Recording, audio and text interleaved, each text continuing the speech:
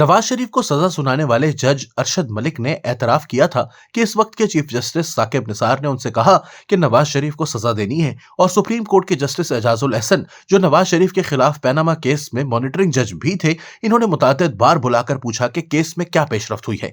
हमने नवाज शरीफ को सजा देनी है, यह कहना है नवाज शरीफ के करीबी साथी नासिर भट्ट का। यूट्यूब पर प्रोग्राम टॉक शॉक में सहाफी एजाज सैयद और आसिफ बशीर चौधरी के साथ गुफ्तगू में मुस्लिम लीग नून के रहनुमा नासिर भट्ट का कहना था कि जिस मेडिकल बोर्ड की रिपोर्ट की बुनियाद पर नवाज शरीफ को इलाज के लिए बैरून मुल्क जाने की इजाजत दी गई, डॉक्टर यास्मीन राशिद भी उस बोर्ड का हिस्सा थी और यह बात उन्होंने खुद कही थी कि नवाज शरीफ की हालत ऐसी हो चुकी है कि अगर इनका लंदन या कहीं और जाकर इलाज ना करवाया गया तो इनका बचना मुश्किल है। लंदन में इब्तदाई टेस्टों के बाद डॉक्टरों ने इंकशाफ किया कि इन्हें खाने में कोई मुज़र सेहत चीज दी जा रही थी। अगर नवाज शरीफ पाकिस्तान में रहते तो इन लोगों ने नवाज शरीफ को मार देना था। नवाज शरीफ के साथ कोई डील नहीं हुई थी कि इलाज के लिए जाने दो तो एक्सटेंशन का बिल पास करवा देंगे।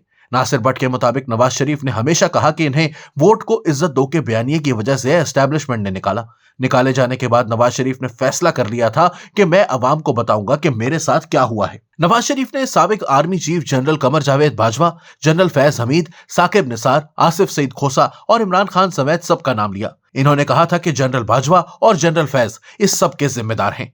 नासिर भट्ट का कहना था कि वीडियो में एहतसाब अदालत के जज अरशद मलिक कह रहे थे कि मेरे ऊपर सुप्रीम कोर्ट के एक मॉनिटरिंग जज एजाजुल एहसन का प्रेशर था। वो हर तीसरे दिन मुझे बुलाते और केस की पेशरफ्त के बारे में पूछते थे। वो ये बावर करवाते थे कि नवाज शरीफ को सजा देनी है। मैं इन्हें कहता था कि इस केस में कुछ नहीं है, लेकिन वो यही कहते थे कि नवाज शरीफ को सजा देनी ही होगी। एजाजुल एहसन अगर मुस्ताफी होकर ना जाते तो इस वीडियो की बुनियाद पर इनके खिलाफ भी रेफरेंस आना चाहिए था। नासिर भट्ट ने बताया कि जज अरशद मलिक से जब इनकी मुलाकात हुई तो इन्होंने कहा कि मैंने नवाज शरीफ को सजा सुनाकर इनसे ज्यादती की है। मुझे रातों को नींद नहीं आती। आप मेरी नवाज शरीफ से मुलाकात करवा दें ताकि मैं इन्हें बता सकूं कि हकीकत में क्या हुआ था। मैंने नवाज शरीफ से बात की तो इन्होंने जवाब दिया कि अरशद मलिक को बोलो अगर दिल में डर है तो अल्लाह से मुआफी मांगे। मैंने मिलकर क्या करना है। बाद में नवाज शरीफ मुलाकात पर राजी हुए तो मैं जज अरशद मलिक को लाहौर ले गया। मुलाकात में अरशद मलिक ने नवाज शरीफ को बताया कि मॉनिटरिंग जज एजाजुल एहसन और चीफ जस्टिस साकिब निसार कहते थे कि मुल्क हालत जंग में है, नवाज शरीफ को सजा सुनाओ। नासिर भट्ट ने बताया कि आसिफ सईद खोसा, साकिब निसार सब इस साजिश का हिस्सा थे। जो वीडियो मैंने बनाई थी वो वीडियो के मतन की तरफ नहीं आए क्योंकि इनके अपने चेहरे बेनकाब हो रहे थे, बल्कि इनकी तमाम तर तवज्जो इस बात पर मरकूज थी कि वीडियो किसने बनाई। आसिफ सईद खोसा साकिब निसार को बचाते रहे।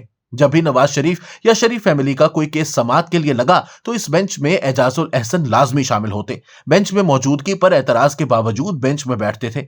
आज इस सब से घबराकर एजाजुल एहसन इस्तीफा देकर घर चले गए हैं। मरियम नवाज को आईएसआई के अफसर इरफान मलिक की जानिब से मिलने वाली मुबैयना धमकी के हवाले से नासिर भट्ट ने कहा कि नवाज शरीफ ने एक ट्वीट की कि अगर मेरी बेटी, जो कौम की भी बेटी है, इसको कुछ हुआ तो ये 3 लोग जिम्मेदार होंगे। इस पर सबको फिक्र पड़ गई। लंदन में इरफान मलिक ने अपने करीबी रिश्तेदारों के जरिए पैगाम भिजवाया कि मेरा नाम इस्तेमाल हुआ है, मैं ऐसा हूं और ना ही मैंने ऐसा कहा है। बाद में इरफान मलिक साइड पर हो गए थे क्योंकि इनका नाम बीच में आ रहा था, लेकिन इतनी बड़ी धमकी से नवाज शरीफ या मरियम नवाज घबराए नहीं। एजाज सैयद ने पूछा कि जनरल बाजवा और फैज हमीद ने ही नवाज शरीफ को बैरून मुल्क भिजवाया, वो ना चाहते तो मियां साहब कैसे जा सकते थे। नासिर भट्ट ने कहा कि इमरान खान के डॉक्टर राशिद ने इनको बताया था कि नवाज शरीफ की हालत बहुत खराब है, अगर इलाज के लिए बाहर नहीं जाने देंगे और इनको कुछ हो गया तो अवाम नहीं छोड़ेंगे। इससे घबराकर इन्होंने नवाज शरीफ को बाहर जाने की इजाजत दी थी। वजारत उज़्मा के लिए शहबाज शरीफ के इंतखाब के हवाले से नून लीगी रहनुमा ने बताया कि जब नवाज शरीफ ने शहबाज शरीफ को वजीर आजम बनाने की मंजूरी दी तो इन्होंने कहा कि चंद दिनों बाद असेंबलियां तहलील करके इंतखाबात करवा लेंगे। इन्होंने शहबाज शरीफ को तकरीर भी लिख कर दी कि कौम को पैगाम दे कि असेंबलियां तहलील करके इंतखाबात करवाने जा रहे हैं। लेकिन जब इमरान खान ने अवाम को इस्लामाबाद लाने का ऐलान कर दिया तो नवाज शरीफ ने शहबाज शरीफ को असेंबलियां तहलील करने से रोक दिया कि इमरान खान की धमकी पर असेंबलियां नहीं तोड़नी।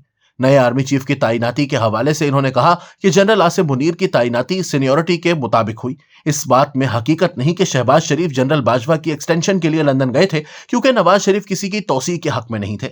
जनरल बाजवा ने कहलवाया कि तौसीह नहीं देंगे तो मार्शल लॉ लगा दूंगा। इस पर नवाज शरीफ ने कहा था कि देर ना करें और लगाना है तो अभी लगाएं।